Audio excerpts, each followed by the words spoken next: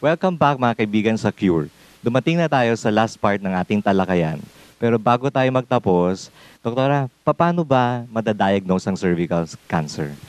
Ang cervical cancer ay nalalaman through cervical cytology o yung tinatawag nating pap smear. Okay?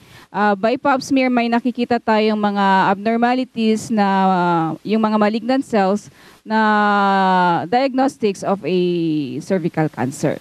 Aside from that, kailangan kung meron tayong nakitang abnormality with a pap smear, pwede tayong tumiretso to colposcopy kung wala tayong gross lesion na nakikita. Ang colposcopy ay isang uri ng makina na tumutulong kung saan natin gagawin ng biopsy because kung microscopic yung lesion, hindi natin nakikita or hindi natin malalaman kung saan tayo magbabiopsy. But ang definite diagnosis of a cervical cancer is through biopsy or yung cervical punch biopsy. May gamot ba? Ano ba ang mga treatment na pwedeng i-offer natin sa mga pasyenteng may cervical cancer? Ang cervical cancer ngayon, Elton, hindi na nakakatakot kasi may mga options or treatment options na tayo for cancer patients, okay? But before ko i-discuss yung the treatment, kailangan muna nating malaman yung staging of the cervical cancer, okay? Kung stage 1, 1A, maliit pa yung lesion, okay? So microscopic detected by pap smear and then followed by colposcopic guided punch biopsy. Kung stage 1B naman, medyo nakikita na yan ng mga doktor. So it will be more than 4 centimeters usually yung makikita ng doktor dyan, okay? So nasa-subdivide pa yon sa less than 4 centimeters and more than 4 centimeters. Okay. With stage 2 naman, meron na tong pagkalat sa mga parametria. Ang ibig sabihin, meron na siyang spread dito sa gilid-gilid ng ating cervical canal. Okay? So stage 2A, meron na tayong spread sa ating vagina, which is the upper third of the vagina. Kung 2B naman, meron na tayong mga nakakapang bukol-bukol sa ating mga parametria o yung gilid-gilid ng ating cervix. Okay. So sa stage 3 naman, medyo lumawak na ang kanyang pagkalat, umaabot na ito sa ating mga pelvic bones. Kaya usually itong mga pasyente na ito, nakakaramdam na sila ng mga flank pain or sakit dito sa singit at then meron din na ring nararanasang pagbabara sa ating pag-ihi o yung pag-ihi ng babae. With stage 4 naman, ito yung medyo may kalayuan na ang nararating ng cervical cancer. Ang stage 4A, nai-involve niya na or nakakain niya na ang normal tissues ng ating bladder o yung basisaw o yung ating pantog at o kaya yung rectum o yung kanyang daanan ng dumi. With stage 4B, masyado siyang malayo. Nasa lungs na siya, liver, bones or brain, okay? Ang treatment with staging, actually cervical cancer is treated by radiation. Okay? Kahit na stage 1 yan to stage 4, talagang radiation ang ginagamit nating treatment for cervical cancer.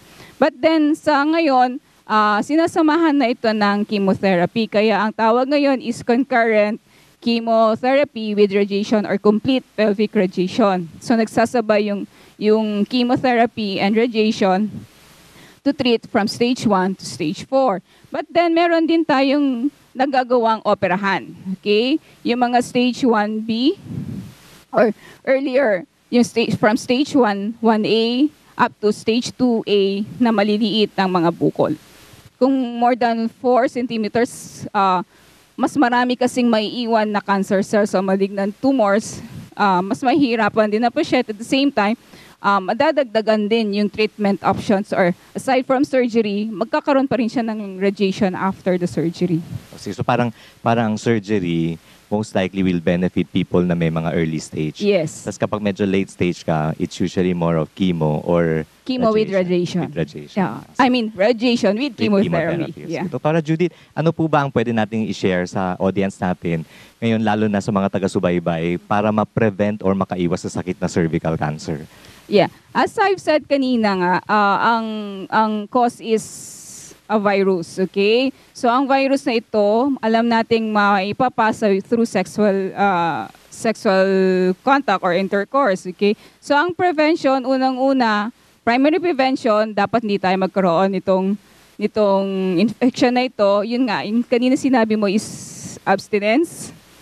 Kung malilimit natin ang partner natin into one, and the use of this barrier method, okay? Secondary prevention, ibig sabihin para hindi we have contacted the disease pero para hindi mag-progress ito cancer, andito na pumapasok ang pap smear. Okay? Ang pap smear, actually, ito yung kinatatakutan ng babae kung pupunta sa isang gynecologist because of the pain daw and everything na ayaw nilang malaman because of the pap smear. Okay? But then, malaking bagay or malaking tulong ang nagagawa ng pap smear because at an early stage, hindi pa cancer, malalaman na ng kababaihan na meron palang magiging problema or merong problema ngayon na pwedeng maging cancer in the future. So, by doing screening, kailan tayo nag-start mag-screen? So, we start screening 3 years after the first sexual contact. So, but then, 3 years after the first sexual contact, but not earlier than 21 years old. Okay, kung kunyari nagkaroon ng sexual contact ang isang babae at age 18 at age 21, dapat na siyang mag-start ng pap smear. So, ang interval naman, we can start at an annual basis. Ibig sabihin, taon-taon po. Mga nanay, mga kapatid at mga ate, taon-taon ang pap smear because at this time malalaman natin kung nagkakaroon ka ba ng infection. Okay? But at the age of 30, na meron ka ng 3 negative, pwede na yan every 3 years.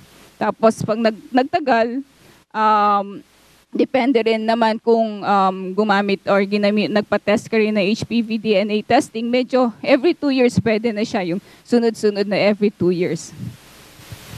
And hindi naman actually lifetime na nagpapa-pap smear ng isang babae, pwede na tayong huminto pag operada ang isang babae, like hysterectomy.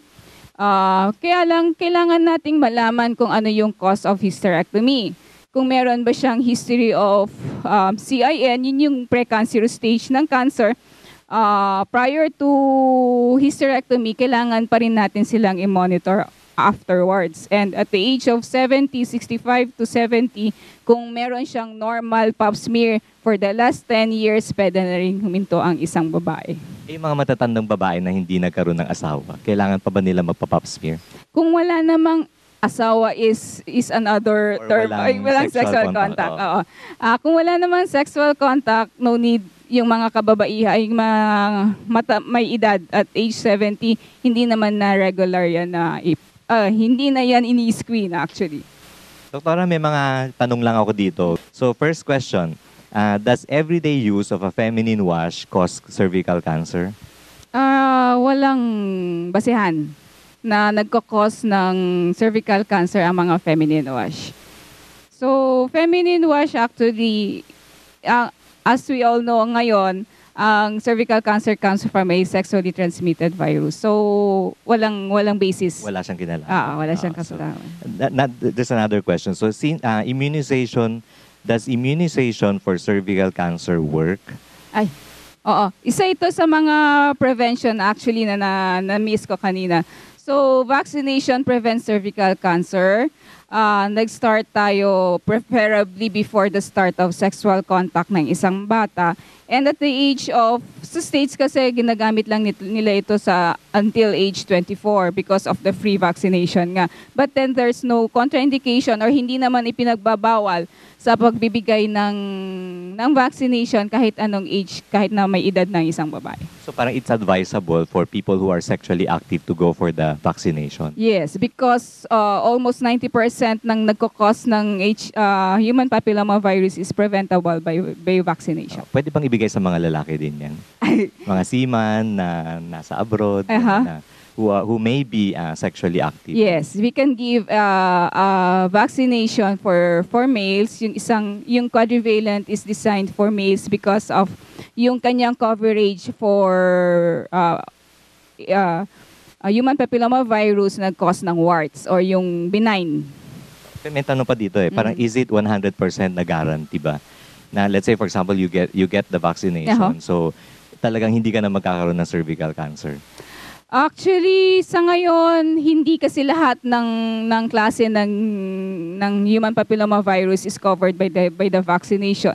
We have yung bivalent lang, tsaka yung quadrivalent. So far, ang sensitivity nitong or yung talab nitong dalawang vaccination, it covers 2/3 of the viruses. Mm-hmm. So parang way of preventing pero not real guarantee, 100% yes. guarantee. As of this moment. Ayan, natapos na ang ating talakayan ngayong araw. Sana marami po kayong natutunan at sana pangalagaan natin ang ating kalusugan mga kaibigan. Bago po tayo magtapos, we would like to thank our sponsors, Tongson's Royal Bibingka, Ihawan sa Kawayan, Sir Richard and Ma'am Gina, HA Sales Marketing, Myra Kerubin of Israel, Ilocos Sur Medical Society headed by Dr. Panching Lahos, Noli Morales Salon, Friendship Noli, Mrs. Esther Arce, and JJ Video. Doktora, baka meron kang gustong pasalamatan or batiin at pwede bang pakisabi sa kanila kung saan ka matatagpuan or saan ang clinic mo at clinic hours? Actually, maraming salamat sa CORE. Sa CURE, actually, for inviting me over to speak on cervical cancer because ito kasi ang malaking talagang mabigat na burden sa komunidad ngayon, okay? At the same time, ang aking clinic po ay sa Metro Vegan, Monday, Wednesday, Friday and Saturday, starts ng alas 9 ng umaga hanggang alas 4 ng hapon. So, Monday, Wednesday, Thursday and Saturday. Friday and Saturday. Friday and Saturday. And on Tuesday, nasa Mariano Marcos, saka sa Batak. Sa Batak. So Tuesday sa Batak, most of the time nandito ka sa Metro Vegan, sa Bantay, Ilocos Sur. Yeah. And that's it for today. Abangan nyo ulit ang susunod na episode at ugaling manood ng CURE. Dahil wala kaming ibang hangat kundi magandang kalusugan para sa inyong lahat. Ito ang programang tumatalakay sa ating kalusugan. Ito ang CURE.